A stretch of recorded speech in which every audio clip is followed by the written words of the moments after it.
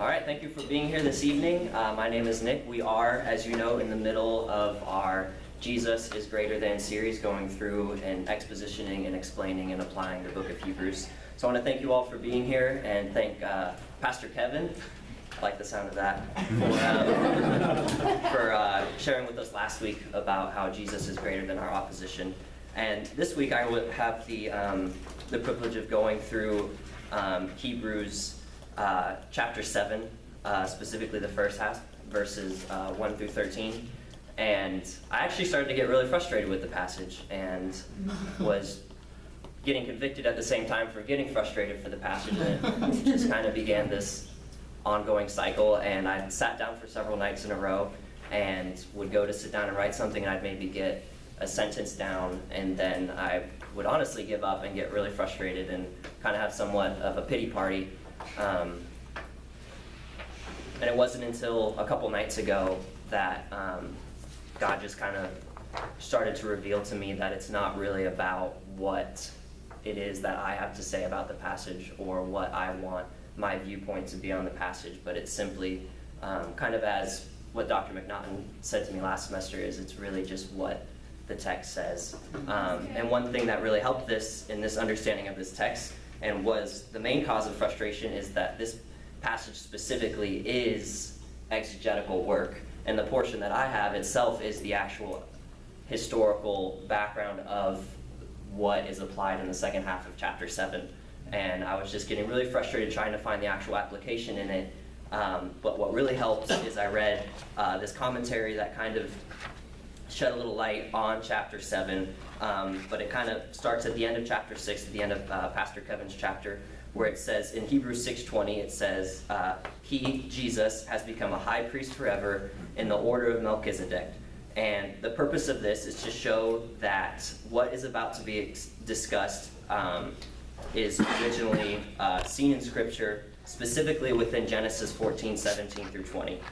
This verse is a direct reference and borderline even a quote of Psalm 110:4. And what really helps in understanding the author's process in creating this portion of Hebrews is that Genesis 14:17 through 20 is what the author of Hebrews is exegeting or examining. Psalm 110:4 is the lens or the tool that the author of Hebrews uses to examine the Genesis text. And then Hebrews 7:1 through 10, this portion, or 1 through 13, is his actual examination and his reasoning for everything that he is doing. That's good. So a little background on Genesis 14 first before we dive into the Hebrews text is Abraham at this point had just defeated 5 kings or 5 different armies. I like to call it the Battle of 5 Armies if anyone has ever seen or read The Hobbit. Kind of a reference to that. I'm a huge Hobbit nerd. Well, Lord of the Rings nerd. I'm not particularly the people of hobbits. That would be kind of weird. But at this time, looking back, the audience at hand believed Melchizedek to be a physical, historical king in the land that would be believed to be present-day Jerusalem. And then other than that, there really isn't anything that is known. A bunch of ancient historians did a bunch of exposition on him, and there really is not too much that is known about this mysterious Melchizedek. And so if you go ahead, I want to go ahead and read the Genesis passage. It is found in Genesis 14:17 through 20. After Abram returned from defeating Kedorlaomer and the kings allied with him, the king of Sodom came out to meet him in the valley of Shevet, that is the king's valley. Then Melchizedek, king of Salem, or I believe the Hebrew pronunciation is Shalem, brought out bread and wine. He was priest of God Most High, and he blessed Abram, saying, "Blessed be Abram by God Most High, creator of heaven and earth, and praise be to God Most High, who delivered your enemies into your hand." Then Abram gave him 1/10 of everything he had.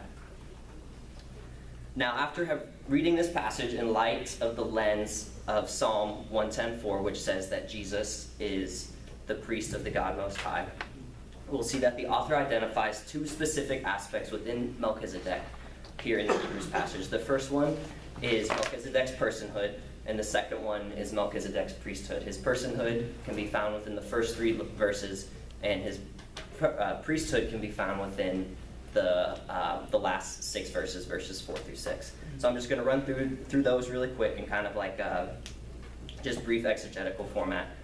So first, in the personhood section of verses 1 through 3, we see that Melchizedek is king. In verse 2, we see that he is the king of righteousness, and the author of Hebrews' reasoning for this is that his name literally means king of righteousness.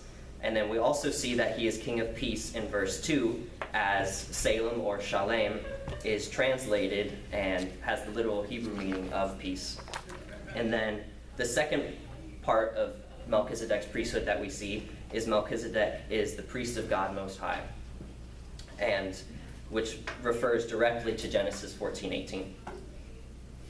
He's the priest of God Most High, but he is also the priest forever in verse 3. And his reasoning for drawing upon this is he explains that Melchizedek has neither father nor mother, nor beginning nor end, and is unlike any of the Levitical priests that the Hebrews have known and have experienced up to this point, who were traditionally marked by genealogy and having a specific beginning through their history, through their family, and was pretty much how they were ordained because they were born into that position. And then, so now I'm going to go ahead and read Hebrews 7, 1 through 10. This Melchizedek was king of Salem and priest of God Most High. He met Abraham returning from the defeat of the kings and blessed him, and Abraham gave him a tenth of everything. First, his name means king of righteousness, then also king of Salem, which means king of peace. Without father or mother, without genealogy, without beginning of days or end of life, like the Son of God, he remains a priest forever. Just think how great he is. Even the patriarch Abraham gave him a tenth of the plunder. Now the law requires the descendants of Levi who become priests to collect a tenth from the people, that is, their brothers, even though their brothers are descended from Abraham. This man, however, did not trace his descent from Levi, yet he collected a tenth from Abraham and blessed him who had the promises.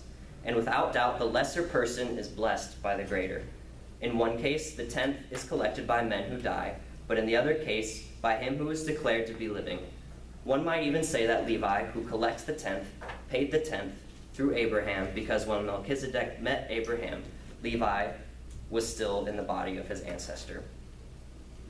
And so this whole section of 6 verses is specifically designed to show or provide proof as to why Melchizedek is greater than the Levitical priesthood, and as verse 3 references, is the priest of God Most High and is the ultimate priest. And the first way it's supported is in verse 4. Melchizedek is the one who receives the greatest from Abraham.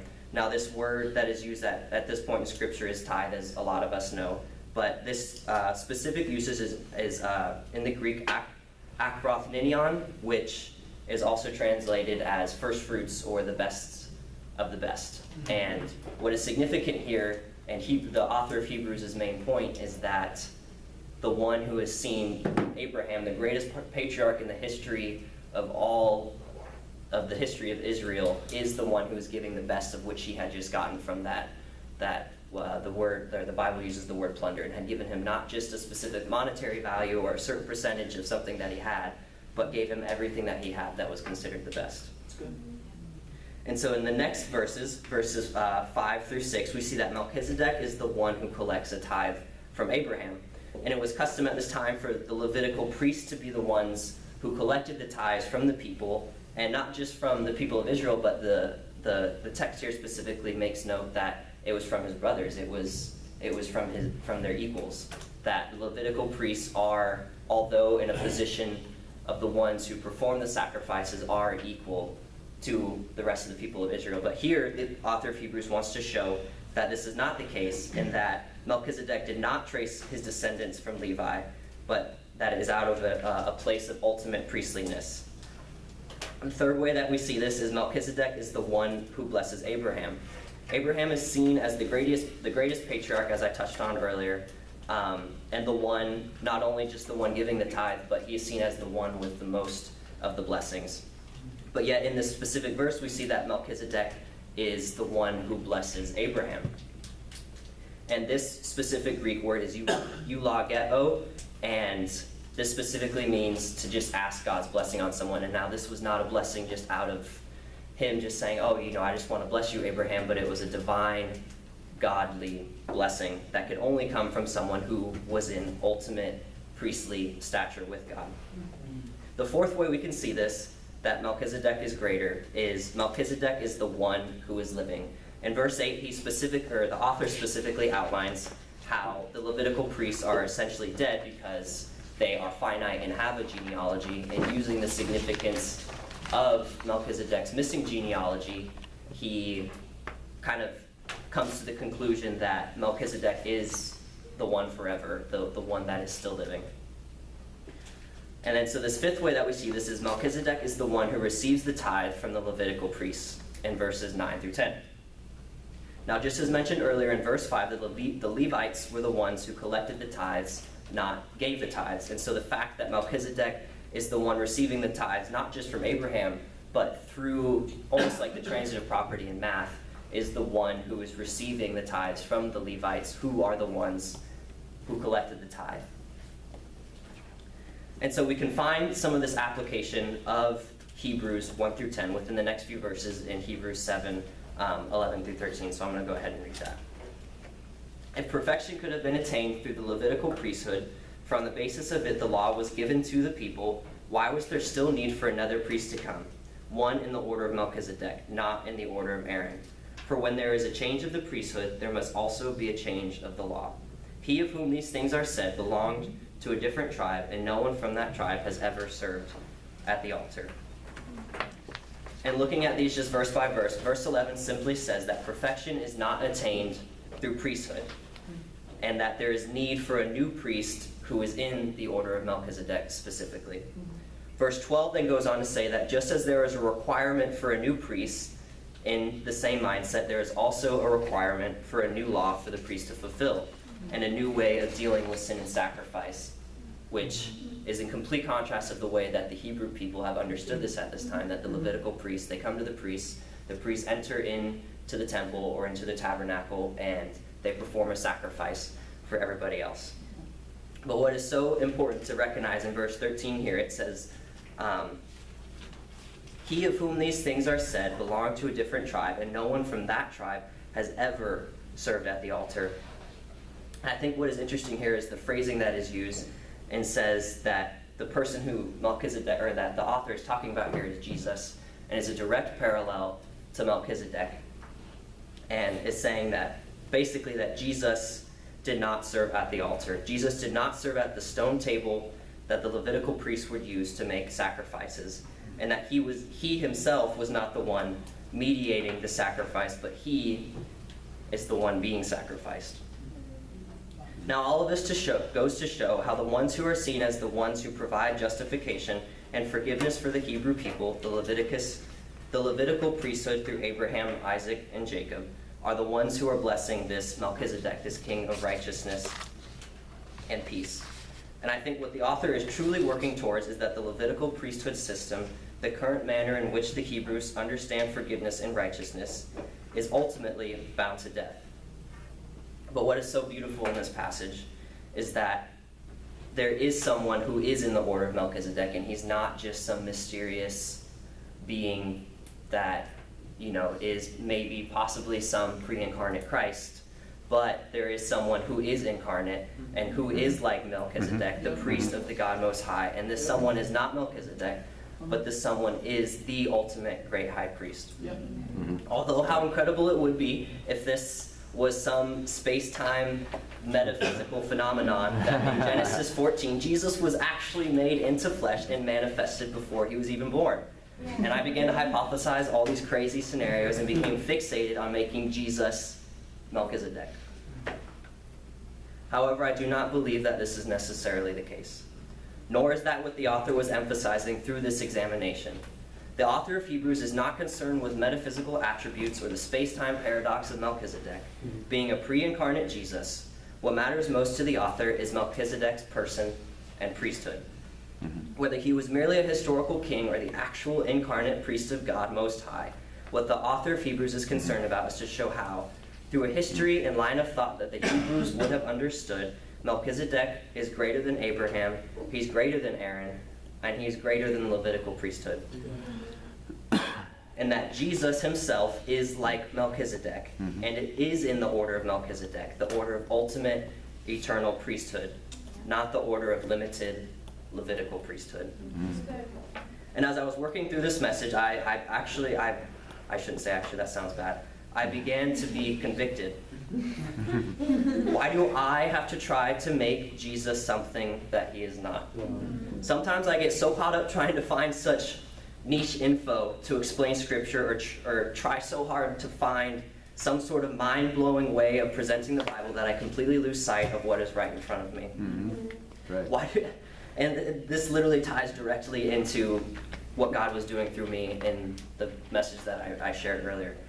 And it all comes down to pride. Why do I always have to make it about what I want? Why do I have to make it about the way that I want to make Jesus in this passage? Why can't Jesus be exactly who he is? Jesus. I became so blinded by wanting to make Jesus fit into something that I wanted, and not what actually is, and not who actually is. What is and who is Jesus. Melchizedek is the illustration. Jesus is the message. Jesus is the application. Melchizedek does not replace Jesus in this passage. Jesus replaces the Levitical priesthood. No. That's right. I think that would imply equality. Jesus is greater than the Levitical priesthood. There are not two Jesuses, nor are there two high priests. There is only one high priest, and his name is Jesus. Oftentimes, as we've seen through this text, we try to replace Jesus, whether it be with trying to find perfect symbols or examples to replace Jesus, or maybe we try to act as priests on behalf of others, attempting to be the ones making the sacrifice and saving others. Nothing can replace Jesus. Nothing can replace his priesthood. And no matter how many passages I analyze, commentaries I read, or sermons that I may formulate, I cannot replace Jesus. We cannot replace Jesus. And it's not that we should not, it's we can't. We are literally incapable of replacing Jesus. We are not priests. We are disciples. We are not the ones who do the saving. Jesus has done the saving, continues to do the saving. Our job is to guide and lead people to him, not to our own personal record of salvation. And as verse 13 shows, Jesus is greater than the altar. Jesus did not serve at the altar. Jesus came to abolish the altar, and he abolished the altar by laying his life down on that altar. That's right. This is why I believe the story of Aslan, if anyone has ever read The Lion, the Witch, and the Wardrobe, is so powerful. And it depicts Jesus, it depicts what Jesus has done so well. And so I'm going to read an excerpt. A great crowd of people were standing all around the stone table, and though the moon was shining, many of them carried torches which burned with evil-looking red flames and black smoke. A howl and gibber of dismay went up from the creatures when they first saw the great lion pacing towards them.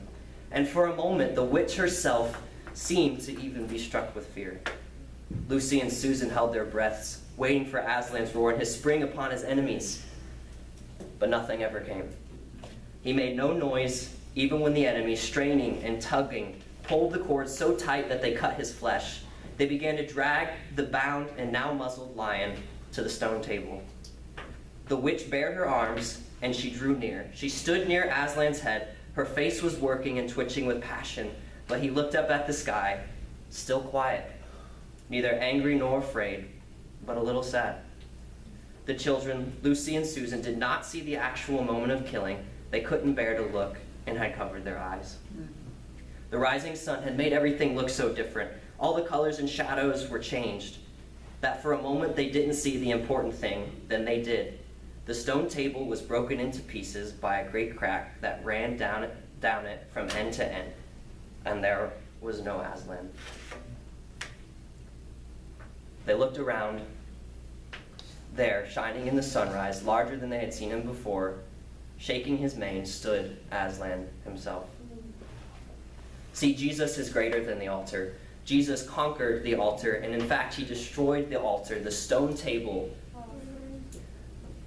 And see, we can see in verses 1 through 3 that they do not solely address who the ultimate priest is through his personhood or through his priesthood, but we see that he's the